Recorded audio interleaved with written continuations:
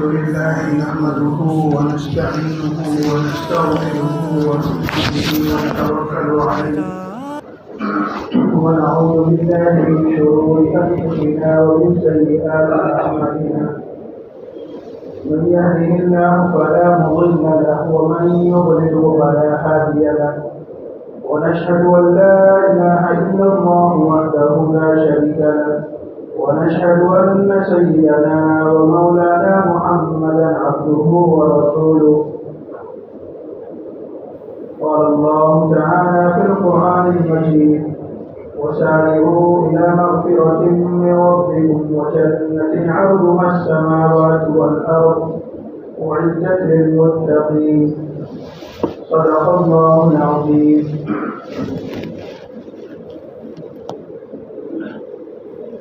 اللہ سبحانہ و تعالیٰ کا عظیم احسان ہے کہ اللہ سبحانہ و تعالیٰ نے ہمیں اور آپ کو جمعے کی حاضری نصیب فرمائی.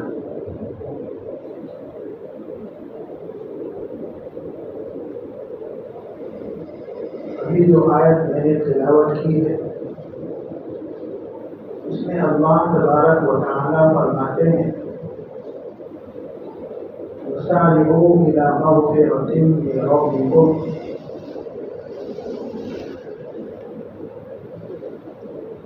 کہ تم لوگ اپنے رب کی مغفرت اور اس جنت کی طرف جس کی کشادگی آسمان و زمین سے بھی زیادہ محیط ہے اس طرف چلنے میں جلدی کرو. اعدت للمتقین وہ جنت متقیوں کے لیے اللہ سے ڈرنے والوں کے لیے تیار کی گئی. علامہ نووی رحمہ اللہ نے ایک باب قائم کیا ہے یعنی ایک ہیڈنگ لگائی ہے. وہ ہیڈ یہ ہے بادروا الی الخیرات کہ نیکی اور بھلائی کے کاموں کی طرف تم جلدی کرو. اور پھر یہ آیت وہاں پر انہوں نے لائی ہے اور ایک جگہ اللہ تبارک و تعالیٰ نے ارشاد فرمایا فاستبقوا الخیرات کہ خیر کے کاموں میں تو مقابلہ کرو، ریس کرو. ایک ہے مبادرت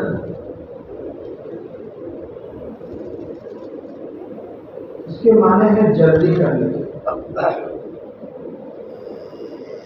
اور ایک ہے ریس مسابقت کہ مسابقہ کرنا، مقابلہ کرنا، ریس لگانا. یہاں پہ علم خیرات کا ایک ذکر فرمایا کہ خیر کے کاموں میں تم لوگ مسابقت کرو، ریس کرو.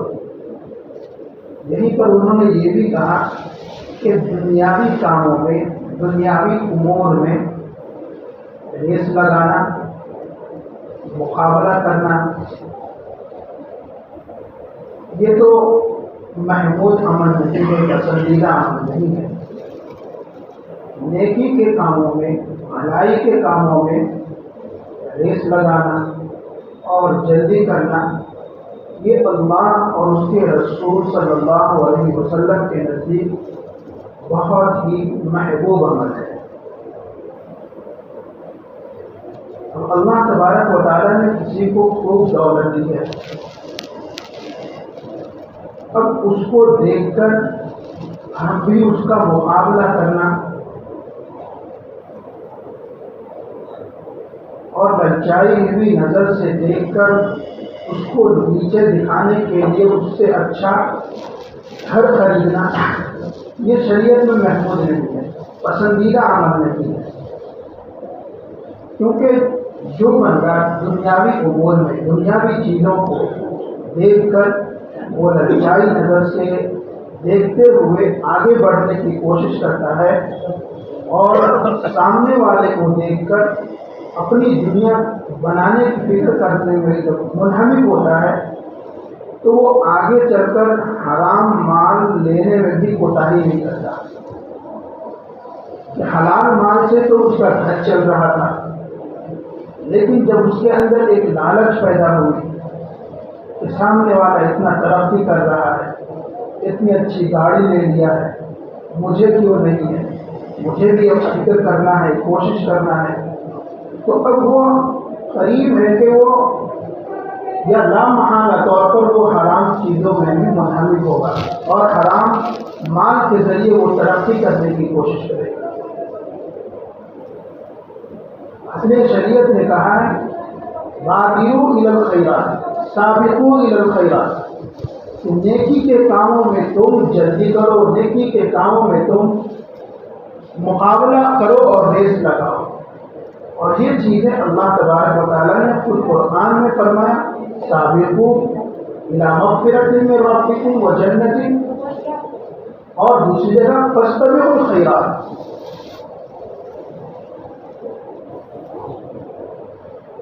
اور یہ چیزیں صحابہ کرام اور آپ صلی اللہ علیہ وسلم نے ہمیں کر کے بتائی.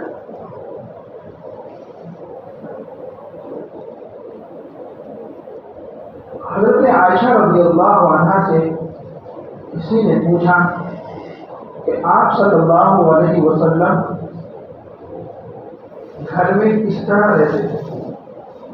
ان کا خیال تھا کہ جس طرح مسجد میں تسبیحات اور وظائف اور بیانات اور نصیحت، لوگوں میں مسجد سے باہر دعوت، گھر سے باہر لوگوں میں دعوت دین کی، یہ سب کرتے تھے، تو شاید گھر میں بھی کہیں مصلی بچھا کر تسبیحات اور اوراد و وظائف میں لگ جاتے ہوں گے. اس معنی پر اس بندے نے سوال کیا. امی عائشہ رضی اللہ عنہا نے فرمایا کہ آپ صلی اللہ علیہ وسلم جب گھر میں رہتے تو ہمارے کاموں میں ہاتھ بٹاتے، ہمارے ساتھ خوش طبعی کرتے، ہمارے ساتھ اچھی اچھی باتیں کرتے، لیکن جب اذان ہو جاتی تو ایسا لگتا کہ گویا آپ صلی اللہ علیہ وسلم ہمیں پہچانتے تک نہ ہو. کیوں؟ اب یہاں پر بادروا الی الخیرات آ گئی کہ اب نیکی کی طرف دوڑنا ہے، نیکی کی طرف چلنا ہے. تو جو ہی اذان کی آواز آئی آپ صلی اللہ علیہ وسلم گھر والوں کو بھی پہچانتے تک نہیں تھے. حضرت عائشہ رضی اللہ عنہا فرماتی ہے. تو اس سے علامہ نووی رحمہ اللہ نے یہ مطلب اخذ کیا ہے کہ نیکی میں جلدی کرنا.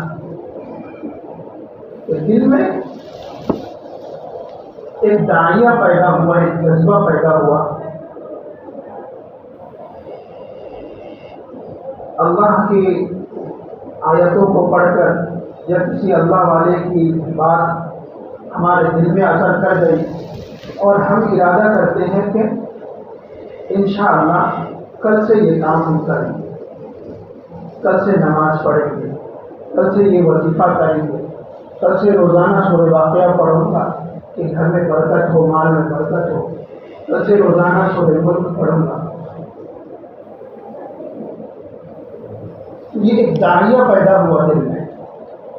علامہ نووی رحمہ اللہ کہتے ہیں کہ جب دل میں کوئی نیکی کا داعیہ پیدا ہو، جذبہ پیدا ہو، اسی وقت سے اسی دن سے عمل کرنا شروع کرو. کیونکہ کل کے لیے جب تم ٹالو گے تو پھر کل جب آئے گی تو پھر کل بھی تم کل کے لیے ٹال دو گے، پھر وہ کل کبھی نہیں آئے گی.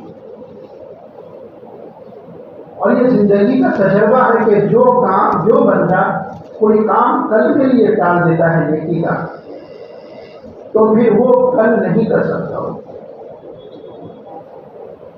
دل میں داعیہ پیدا ہوا کہ قرآن مجھے تجوید سے سیکھنا ہے،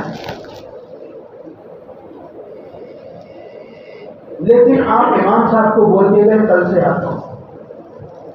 اب وہ بندہ مجھے یقین تھا کہ جو بول کے گیا ہے کہ کل نہیں آئے گا، اور واقعی وہ نہیں آیا. آج 1 ہفتہ ہو گیا وہ نہیں آیا. تو دل میں جب نیکی کا داعیہ پیدا ہو اسی وقت سے عمل کرنا شروع کرو. ہمارے اندر ہمارا ماحول صحیح نہیں ہے، ہمارے قلوب صاف نہیں ہے.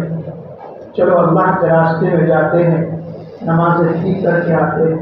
ایک دل میں داعیہ پیدا ہوا، کم سے کم 40 دن لگا کے آتا ہوں تاکہ نماز سیکھ لوں، عقائد سیکھ لوں، اور فضائل اور اوراد و وظائف جان سکوں کہ دین کے مطابق کس طرح زندگی گزارا جاتا ہے. اب وہ کل کے لیے ٹال دیا کہ انشاءاللہ اگلے ہفتے نام نکالوں گا. حضرت مفتی شفیع صاحب رحمہ اللہ نے لکھا ہے کہ اس طرح کل کے لیے ٹالنا یا تو ایسا ہے کہ وہ کل آئے گی نہیں، اور پھر یہ بھی یقینی بات نہیں ہے کہ کل تک وہ زندہ رہے گا، یا آج جس طرح حالات ہیں کہ دل میں ایسا جذبہ پیدا ہوا کہ اب جانا ہی ہے اللہ کے راستے میں. ممکن ہے کہ یہ داعیہ اور یہ جذبہ جو دل میں پیدا ہوا ہے کل ہو کر وہ کمزور ہو جائے.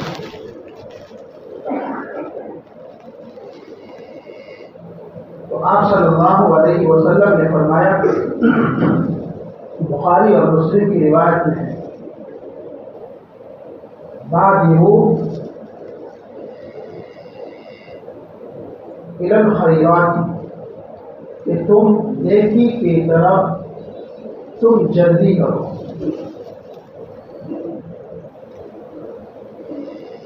کیا تمہیں انتظار ہے؟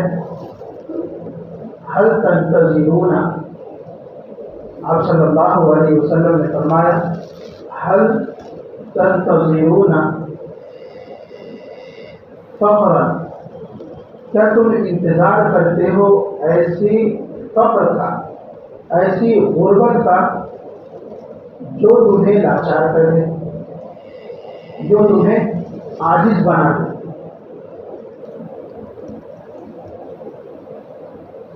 کہ ابھی حالات ہمارے درست ہیں، خوشحال زندگی ہے، اللہ صبح شام اپنا رزق دے رہا ہے، اور آج ایک داعیہ پیدا ہوا نیکی کرنے کا، یا دل میں یہ داعیہ پیدا ہوا کہ میرے پاس جو خوشحالی ہے، اللہ کی نعمتیں ہیں، جس کو اللہ کے راستے میں خرچ کرو. کسی مدرسے میں، کسی مسجد میں، کسی غریب کو، اپنے رشتے دار میں کوئی غریب ہے تو ان کو دے دو. لیکن اگر ٹال دیے، آپ صلی اللہ علیہ وسلم نے فرمایا، تو اگر ٹال دیے تو کل ہو کر ہو سکتا ہے کہ وہ خوشحالی تمہارے پاس نہ رہے اور تم یہ نیکی کا کام نہ کر سکو.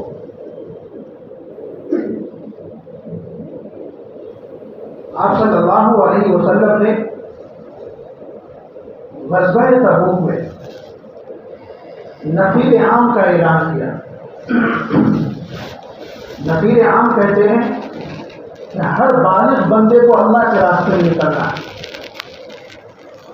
ہر بالغ جو صحت مند ہے ان کو اللہ کے راستے میں نکلنا ہے. نفیر عام کا اعلان کیا. اور پھر آپ صلی اللہ علیہ وسلم نے مسجد نبوی میں کھڑے ہو کر فرمایا کہ ابھی مال کی کمی ہے، سواریاں نہیں ہیں، سامان جنگ نہیں ہے. جو لوگ اللہ کے راستے کے لیے اپنے مال کو یہاں لائیں گے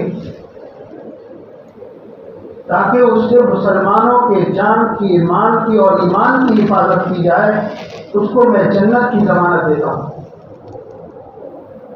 یہ آپ صلی اللہ علیہ وسلم نے مسجد میں کھڑے ہو کر اعلان کر دیا. اب دیکھیں صحابہ کرام کی زندگی، ہر ایک صحابی نے کوشش کی کہ میرے پاس جتنا مال ہے وہ مال لا کر ان میں سے کچھ مال یا آدھا مال یا پورا مال جو بھی ہے، جس حیثیت سے ہے، وہ مال اللہ کے رسول صلی اللہ علیہ وسلم کے قدموں میں لا کر ڈالیں گے، کیونکہ یہاں جنت کی ضمانت مل چکی ہے۔ صحابیوں نے یہ نہیں سوچا کہ ہم آج نہیں کل لا کر رکھ دیں گے، آپ صلی اللہ علیہ وسلم کی خدمت میں حضرت عمر رضی اللہ عنہ گئے اور پورے گھر کے مال کو 2 حصوں میں تقسیم کیا، آدھا حصہ گھر والوں کے لیے رکھا اور آدھا حصہ اللہ کے راستے کے لیے مسجد میں لا کر رکھ دیا۔ آپ صلی اللہ علیہ وسلم نے پوچھا کہ عمر کیا لائے ہو؟ حضرت عمر نے فرمایا یا رسول اللہ، آدھا گھر والوں کے لیے چھوڑا ہے اور آدھا اٹھا کر لایا۔ آپ صلی اللہ علیہ وسلم نے حضرت عمر رضی اللہ عنہ کو دعا دی کہ اللہ تمہارے مال میں برکت دے۔ اس کے بعد حضرت ابو بکر صدیق رضی اللہ عنہ سے پوچھا کہ ابو بکر، گھر والوں کے لیے کیا چھوڑ کر آئے ہو؟ حضرت ابو بکر صدیق رضی اللہ عنہ نے فرمایا یا رسول اللہ، گھر والوں کے لیے اللہ اور اللہ کا رسول چھوڑ کر آیا ہوں، جتنا بھی سامان تھا سب کو سمیٹ کر لیتا ہوں۔ یہاں پر آپ صلی اللہ علیہ وسلم نے ایک اعلان فرمایا اور نیکی میں بڑھنے کا جذبہ اور داعیہ دیکھیے صحابہ کرام کا کہ اپنے گھر کے تمام مال کو کوئی صاف کر کے لا رہا، کوئی آدھا مال کو، کوئی اور مال کو، تاکہ جنت کی ضمانت مل جائے۔ حضرت عمر رضی اللہ عنہ جب آدھا مال سمیٹ کر اپنے گھر کا لائے تو دل میں ان کو یہ خیال پیدا ہوا کہ آج تو میں نیکیوں میں ابو بکر سے آگے بڑھ جاؤں گا۔ یہاں پر نیکیوں میں آگے بڑھنا پایا گیا، اس لیے علامہ نووی رحمہ اللہ نے یہ حدیث لائی۔ لیکن جب حضرت ابوبکر صدیق رضی اللہ عنہ سے اللہ کے رسول نے پوچھا کہ کیا گھر والوں کے لیے کیا چھوڑا ہے، اور جب ان کا جواب آیا کہ گھر والوں کے لیے اللہ کا رسول چھوڑا ہے، باقی پورا سامان سمیٹ کر لایا ہوں، حضرت ابوبکر اور حضرت عمر رضی اللہ عنہ کے آنکھوں سے آنسو آ گئے اور کہا کہ میں ابو بکر سے کبھی نیکیوں میں آگے نہیں بڑھ سکتا ہوں۔ ایک مرتبہ ہمارے حیرت کے اور جذبہ نیکی میں حضرت عمر رضی اللہ عنہ نے حضرت ابوبکر رضی اللہ عنہ سے کہا کہ اے ابوبکر، میں اپنی زندگی کی ساری نیکیاں تم کو دیتا ہوں، تم غار حرا کے اندر جو ایک رات بسر کیے تھے حضور صلی اللہ علیہ وسلم کے ساتھ، وہ نیکی مجھے دے دو۔ یہ جذبہ ہے نیکیوں میں آگے بڑھنے کا۔ یہ کب ہوگا؟ جب اللہ کے رسول کی باتوں پر ہمیں یقین ہوگا، جب دنیا اور وما فیہا کو ضرورت کے وقت استعمال کرنا سیکھیں گے، جب دنیا کو اور دنیا کی چیزوں کو مقصد نہیں بنائیں گے، مقصد آخرت کو بنائیں گے، مقصد جنت کو بنائیں گے، تب یہ جذبہ ہمارے اندر پیدا ہوگا کہ اللہ کے رسول صلی اللہ علیہ وسلم اور خود قرآن میں فرمایا کہ جو بندہ دنیا کا ہو جاتا ہے اور دنیا کے لیے ہی اس کی ساری کوششیں ہیں، صبح سے لے کر شام تک دنیا کے لیے دوڑتا پھرتا ہے، تو میں اس کو دنیا کے حوالے کر دیتا ہوں اور اس سے اپنی مدد کے ہاتھ کھینچ لیتا ہوں۔ لیکن جس کا مقصد دنیا نہیں ہے اور جس کا مقصد اللہ کی رضا ہے، اللہ کی خوشنودی ہے، تو اس کو میں دنیا بھی دیتا ہوں اور آخرت میں تو اس کا حصہ ہے۔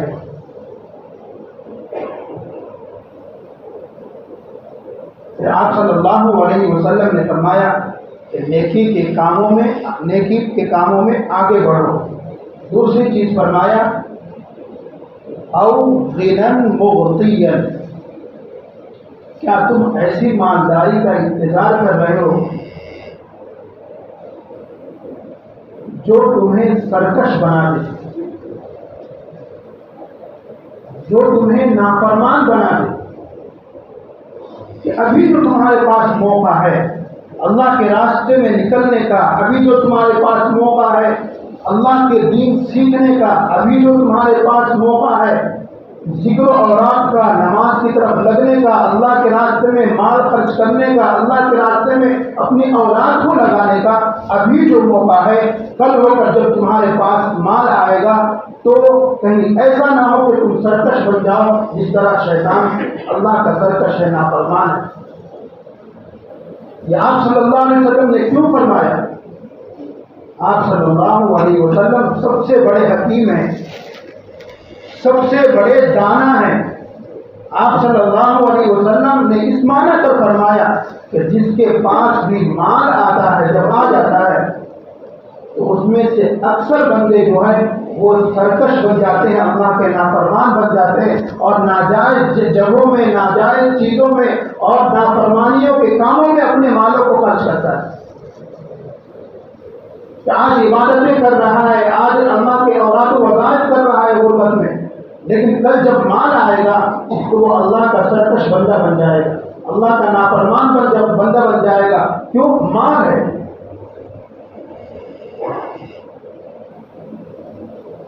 پھر آگے آپ صلی اللہ علیہ وسلم نے فرمایا کہ کیا تم او حرمن منفدن، ایسی عمر کا، ایسے سٹھیائے ہوئے بڑھاپے کا تم انتظار کر رہے ہو جو انسان کو لاچار بنا دے؟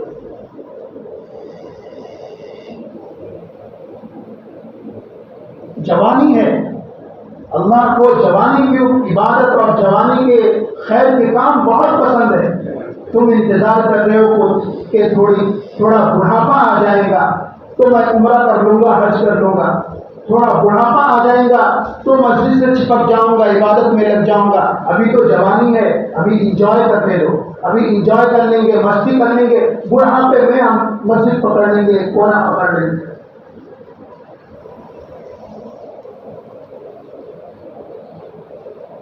بڑھاپے میں مسجد پکڑ لینا کوئی بڑا کام نہیں ہے۔ اصل بڑا کام ہے کہ آپ کے اندر قوت ہے، جوانی کی حالت ہے، آپ کے اندر خواہشات ہے، ہزاروں جذبات ہے، اس کو قربان کر کے آپ پانچوں وقت مسجد میں آ رہے ہیں، یہ اللہ کو پسند ہے، زیادہ پسند ہے۔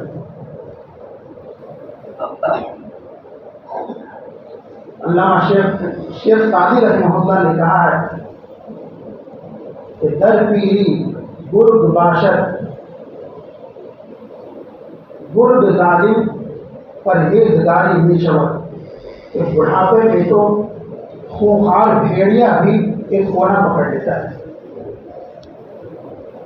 آگے فرمایا کہ جوانی میں اللہ کی عبادت میں لگنا یہ شیوہ پیغمبری ہے، یہ پیغمبروں کا شیوا ہے، انبیاؤں کا شیوا ہے، اللہ والوں کا شیوا ہے کہ جوانی میں اللہ کی عبادت میں لگ جانا اور اللہ کے لیے کام کرنا، اللہ کے دین کی سربلندی کے لیے لگ جانا، ورنہ بڑھاپے میں تو ایک خونخوار بھیڑیا جو کسی کو چھوڑتا نہیں تھا جوانی میں، وہ بڑھاپے میں عاجز ہو کر، بڑھاپے میں ہر کام سے عاجز ہو کر، چیر پھاڑنے سے عاجز ہو کر، اب اس کے دانت نہیں رہے، اس کے پیر میں ناخن نہیں، وہ ناخن مضبوط نہیں رہے، اب وہ تو کونا پکڑے گئے۔